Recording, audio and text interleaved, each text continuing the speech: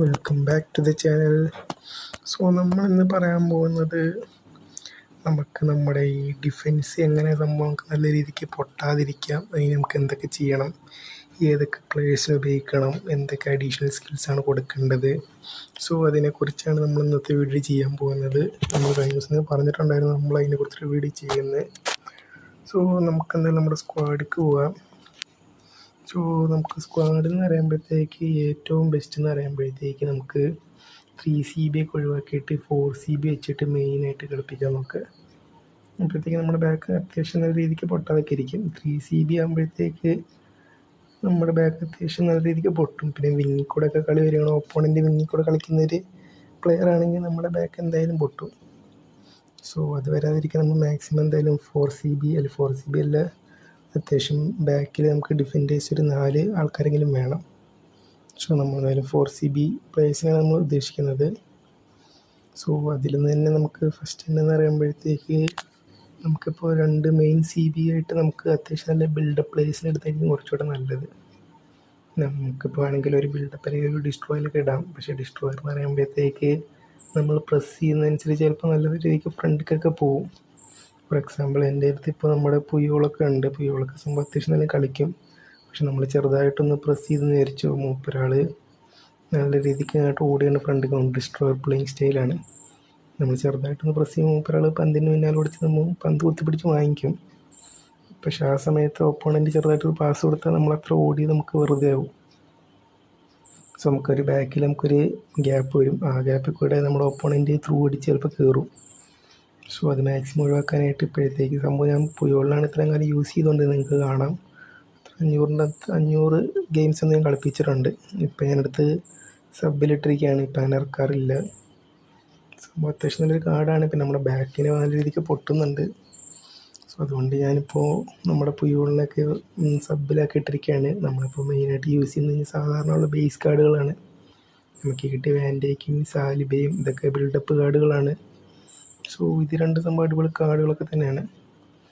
നമ്മൾ ബാക്കിനെ പെട്ടെന്ന് നല്ല രീതിക്ക് പൊട്ടുന്നൊന്നുമില്ല. ഇവരെപ്പോഴും നമ്മുടെ സെൻട്രൽ ബാക്ക് പൊസിഷനിൽ കാണും. ഓപ്പോണൻറ്റ് തന്നെ പെട്ടെന്ന് അങ്ങനെ നമ്മുടെ ബാക്കായിട്ട് ഡിഫൻഡൻസ് അങ്ങനെ ബ്രേക്ക് ചെയ്യാൻ പറ്റുന്നില്ല. അത്യാവശ്യം ഞാൻ പറയുകയാണെങ്കിൽ എല്ലാവരും ഒരു 2 ബിൽഡപ്പ് പ്ലേയേഴ്സിനെ ഇട്ട് കളിപ്പിക്കുക. അതുപോലെ തന്നെ RBയും നല്ലൊരു ഡിഫെൻസീവ് ഫുൾ ബാക്കാണ് കുറച്ചുകൂടെ നല്ലത്. അല്ലെങ്കിൽ ചിലർ ഇപ്പോൾ മറ്റേ ലെഫ്റ്റ് വിങ്ങിൽ കൂടെ ഒക്കെ വന്നിട്ട് നല്ല ക്രോസ് അല്ലെങ്കിൽ സ്കില്ലൊക്കെ ചെയ്തിട്ട്, പിന്നെ നെയ്മറിനെ കിട്ടിയവരൊക്കെ ആണെങ്കിൽ സ്കില്ലൊക്കെ ചെയ്തിട്ട് ചിലപ്പോൾ ഒരു ബ്രിസ്കുകളൊക്കെ അടിക്കാൻ നോക്കും. അപ്പോഴത്തേക്കും നമ്മുടെ RB ഒരു അറ്റാക്കിങ് മൈൻഡുള്ള RB ആണെങ്കിൽ ഫ്രണ്ടിൽ കയറിപ്പോവും. അപ്പോൾ നമ്മുടെ ബാക്ക് എങ്ങനെയും പൊട്ടാൻ ചാൻസ് ഉണ്ട്. നമ്മൾ അത്യാവശ്യം നല്ല ഡിഫെൻസീവ് രീതിക്കുള്ള നമ്മുടെ ഒരു RBനായിട്ടും കുറച്ചുകൂടെ നല്ലതാണ്. അതുപോലെ നമ്മുടെ LB ഞാൻ ഇട്ടിരിക്കുന്നത് കാർലോസാണ്. കാർലോസ് എന്ന് പറയുമ്പോൾ അത്യാവശ്യം നല്ല രീതിക്ക് ഫ്രണ്ടിലേക്കും പോയി കളിക്കും, അറ്റാക്കിങ്ങിനും പോകും, ഡിഫെൻസിനും പോകും. ആ രീതിക്കാണ് ഞാനിപ്പോൾ കാർലോസിനെ ഇട്ടിരിക്കുന്നത്. അത്യാവശ്യം നല്ല സ്പീഡ് ആക്സലറേഷനൊക്കെ ഉള്ളൊരു പ്ലെയറാണ്. നമുക്ക് കാണാൻ പറ്റും. അത്യാവശ്യം കുറേ മാച്ച് കളിപ്പിച്ചിട്ടുണ്ട് കാർലോസിനെ വെച്ചിട്ട്. 582 മാച്ച് കളിപ്പിച്ചിട്ടുണ്ട്.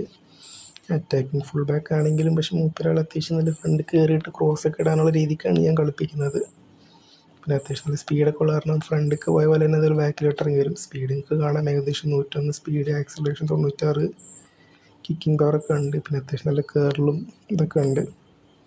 പിന്നെ വരുമ്പോൾ ഞാൻ കാർലോസിനെ യൂസ് ചെയ്യാൻ കാരണം എന്ന് പറയുമ്പോഴത്തേക്ക് ചില ടൈമിൽ നമുക്ക് ഈ അറ്റാക്ക് വരുമ്പോഴത്തേക്ക് ലെഫ്റ്റ് കൂടെ ചെന്നിട്ട് ചിലപ്പോൾ ഒരു ക്രോസ് എടുക്കും നമ്മുടെ ബാറ്റിസ്റ്റിട്ടേക്ക്. അതിനായിട്ട് ഇപ്പോൾ ഞാൻ LBയിൽ നമ്മുടെ കാർലോസിനെ ഇട്ടിരിക്കുന്നത്.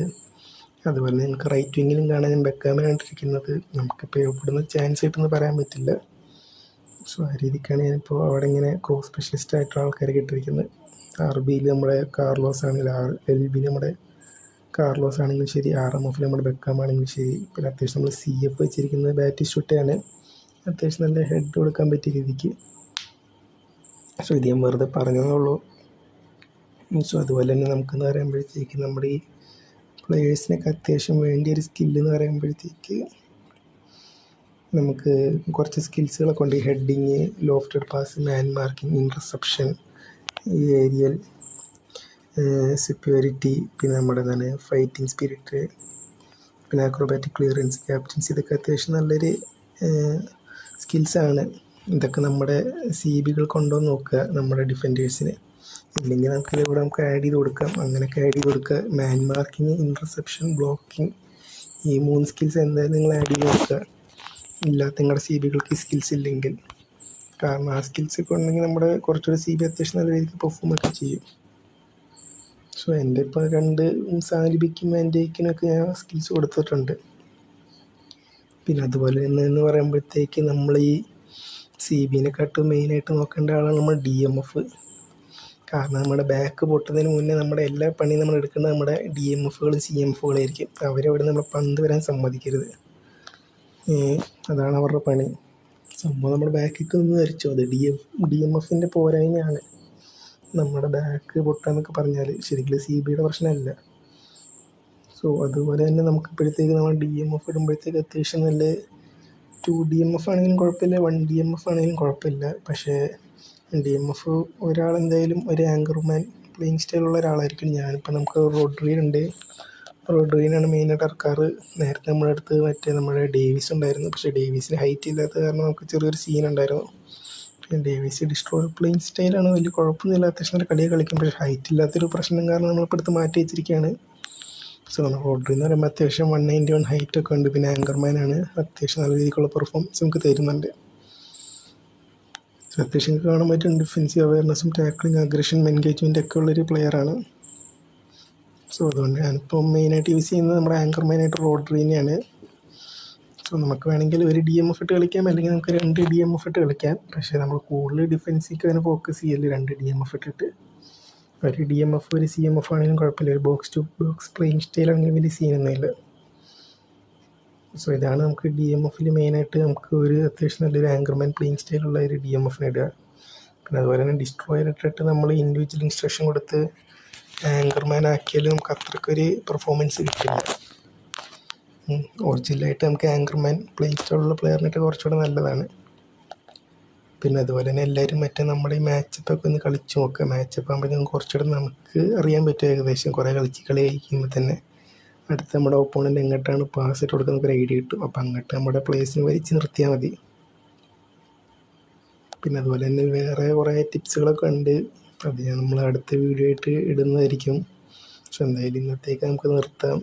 എല്ലാവർക്കും അടുത്ത എങ്ങനെയൊക്കെയാണ് സംഭവം ഡിഫെൻഡ് ചെയ്ത് കാണിച്ചു തരേണ്ടത് അതിൻ്റെ വീഡിയോകൾ എന്തെങ്കിലും വേണമെങ്കിൽ കമൻറ്റ് ഇട്ടാൽ മതി. നമ്മൾ അതിനെക്കുറിച്ച് വീഡിയോ ചെയ്യുന്നതായിരിക്കും. എങ്ങനെ നമ്മൾ 2 പ്ലേയേഴ്സിനെ വെച്ചിട്ട് ഡിഫെൻഡ് ചെയ്യാം, പിന്നെ എങ്ങനെ നമുക്ക് അത്യാവശ്യം നല്ല രീതിക്ക് മാച്ചപ്പ് ചെയ്യാൻ പറ്റും, അതൊക്കെ നമ്മൾ ഒരു അടുത്ത വീഡിയോയിൽ ഇടുന്നതായിരിക്കും. സോ എന്തായാലും ചാനൽ ഇഷ്ടപ്പെട്ടവരൊക്കെ ഉണ്ടെങ്കിൽ ഒന്ന് ലൈക്ക് സബ്സ്ക്രൈബൊക്കെ ചെയ്തിട്ട് നമ്മളൊക്കെ ഒന്ന് മോട്ടിവേഷനൊക്കെ തരിക. സോ നമുക്ക് എന്തായാലും ഇന്നത്തേക്ക് വൈൻഡപ്പ് ചെയ്യാം.